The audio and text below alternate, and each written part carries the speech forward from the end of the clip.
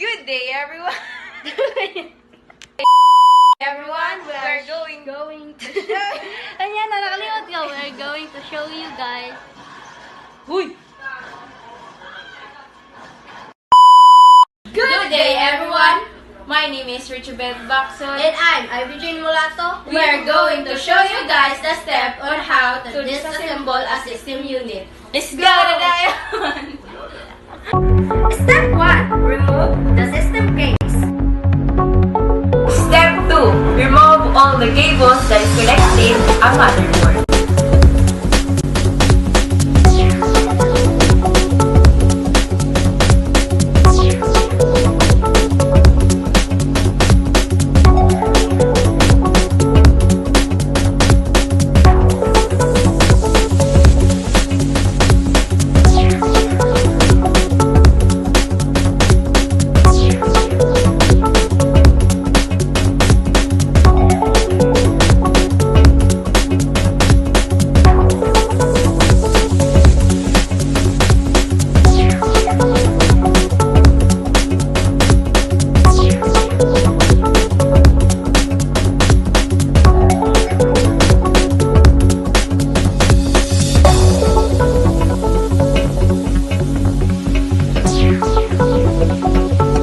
Step 3.